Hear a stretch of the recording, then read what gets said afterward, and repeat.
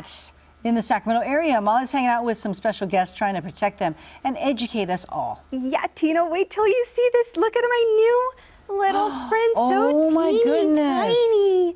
Oh my goodness. Okay, and holding my new little friend is also my new friend. This is Corky Quirk. She's the founder of NorCal Bats. And Corky, tell us a little bit about what this organization does. It's all about the rehabilitation and education of bats. Yeah, so we kind of are twofold. We do wildlife rehabilitation with the bats. So taking in bats that are sick, injured, orphaned, trying to help them return to the wild.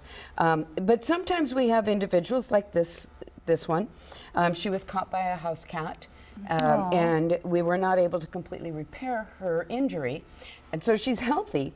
So we have a permit to also use her for education. Okay. So she comes with me out to schools and libraries, festivals, all kinds of places. She's kind of your ambassador. She is one of the ambassadors. And she is the kind of bat that she's very common in our area. Mexican free-tailed bats are the most common. They are a native species, although they have the word Mexican in their name. They're considered a migratory bat, although the Sacramento weather is nice enough that many of them stay year-round. And they're super fascinating. This bat's wings are long and narrow. Okay, and she's making kind of a clicky sound with her. What's that? She's complaining. Oh, okay, okay. She's sorry, little girl. Yeah, put my wing back. Okay. She has a little tail that sticks out. Oh. And that's an adaptation for speed. Okay. Our bats all have tail membranes, and we'll see that with the other bats. Yeah, okay, so do you want to show us the next one you have in there too? Yeah. And as you're doing that, I had said to you, they're nocturnal, right? And you said... Yeah, so I said that generally most bats are what we call crepuscular. And crepuscular is dawn and dusk. So these bats are hunting for insects. Oh, this one's talking. Oh.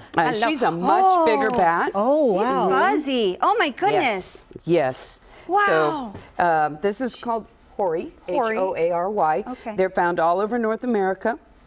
And they're actually the only land mammal that's made it to Hawaii also. Wow. So, yeah, the only native land mammal in Hawaii is a hoary bat. Look at that. What do they eat? Beautiful bat. Pardon? What do they eat at night? They eat a lot of moth.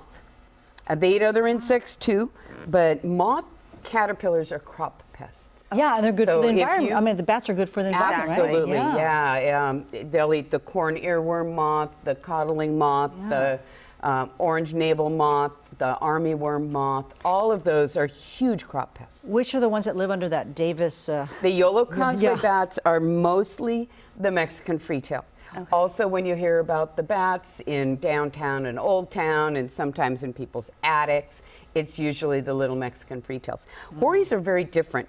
They do migrate through here. They're here in the spring and fall, and they hang like a pine cone in an evergreen tree, like a redwood.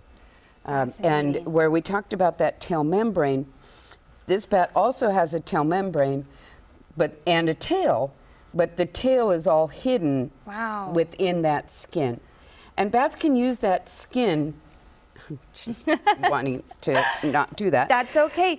Corky, we're going to come back to you in just a little bit. We have more bats to meet, including the state bird. Bat? The state bat. Yes. The state bird. California bat has a state bat now. And we're also going to see her feed one too. But if you follow them on Instagram, go to their website. She does a lot of outreach and education. She goes to a lot of fairs. So maybe you can see one in person too. This is fascinating. Thank you for being here. You betcha. And thanks for taking care of these important little friends of ours. We'll see you guys soon. Hang on, Molly. I'll take a picture of you and the bat and bat lady coming up in a little bit.